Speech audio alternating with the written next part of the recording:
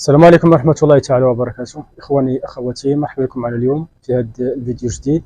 اليوم إن شاء الله غادي نشارك معكم موديل ديال جلابة ديال الرجال. جلابة مخدومة بالثوب ديال مليفة كاشمير ومخدومة بالبرشمان بالمرمى.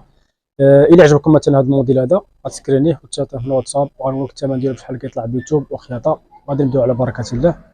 كما كتشوفوا هذه جلابة بالثوب ديال المليفة الكاشمير مخدوم بالبرشمان بالليد والمرمى السفيفه ديال الليد. كما كتشوفوا اللوين ديالها جا راقي ورائع.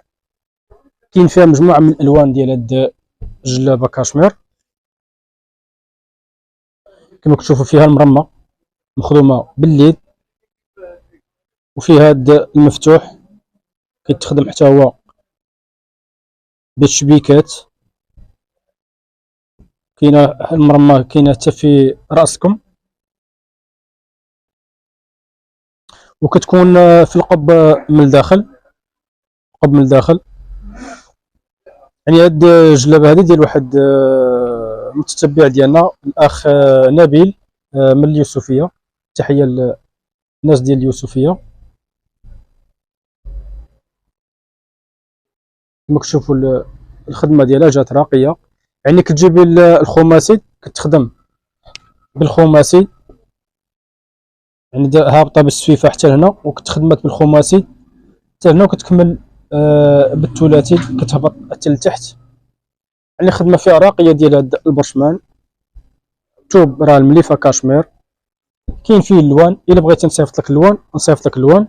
بالنسبه للطريقه ديال العبار ديال القياس، مثلا الا كنتي مثلا بعيد من سيدي بونور وبغيتي تخيط عندنا، مثلا عجبك هذا الموديل هذا بغيتي تصيفط لنا الثوب، راه كنعطيك العنوان ديالنا، تصيفط لنا الثوب وكتصيفط مع مثلا حتى شي جلابه الا كانت عندك تجيك مزيانه في القياس راه غتصيفطها لينا وغنديروا عليها العبار.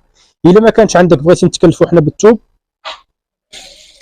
وما عرفتيش كيفاش دير القياس ديال الجلابه، غادي تشد الجلابه الا كانت تجيك مزيانه غتشدها بحال ما هكا من الكتاف، غتعبرها بوحدك، غتعبرها من الكتاف من هنا من الخياطه حتى الخياطه. بحال هادي عندنا في الكتاف 59، كتكتب الكتاف 59 وكتعبر الطول ديال الكم هو هذا من الخياطه من هنا فين حتى للسفيفه او الخياطه. بحال هادي عندنا في الطول ديال الكم 53، كتكتب الطول ديال الكم 53 وكتعبر هاد التركيز من هاد الخياطه ديال هنا ديال التلاقي ديال الكم حتى الخياطه الفوق. بحال هادي فيها 28 كتعبر التركيز 28 وكتعبر الصدر هو هذا كتعبرو من هنا حتى الفوق من العقاد. بحال الصدر عندنا هنا 35 كتكتب الصدر 35 وكتعبر الطول. كتقلب الجلابه بحال ما هكا على الظهر ديالها كتشدها من الخياطه التلاقي ديال القب. القب هو هذا، الخياطه هي هذه في النص ديال الكتاف وكتعبر الطول كتمشي نيشان واحد. الطول ديال هاد الجلابه عندنا متر و43، كتكتب الطول متر و43 هذا هو العبار. وكتعبر راسكم حتى هو، كتعبر راسكم بحال عندنا هنا 19 في راسكم. كيبقى على حسب، الا كان مثلا هذاك راسكم كيجيك مزيان كدير هذاك العبار اللي كيتم، بغيتي تنقص منه راه كتنقص واحد السنتيم. بحال مثلا هادي فيها 19 تقدر دير 18. هذا هو العبار، الطريقه ديال العبار ديال الجلابه ديال الرجال. الارسال راه داخل وخارج المغرب، يعني فين ما كنتي كتوصلك حتى للدار، سواء كنتي داخل المغرب او خارج المغرب يعني راه كتوصلك حتى للدار. الطريقه ديال التعامل كتصيفط لنا الموديل كنقول لك الثمن ديالو كنتفاهموا عليه، كنتفاهموا على الثمن. كتعطيني مثلا نص ديال المبلغ اللي كنتفاهموا عليه او كتخلصها كامله. في حاله مثلا الا عطيتيني النص سبقتيني النص ديال المبلغ كنخدموا مثلا جلابه كتسالي كنصورها بحال ما كتشوفها طالعه وكتكمل لينا الباقي عاد كنرسلوها لك.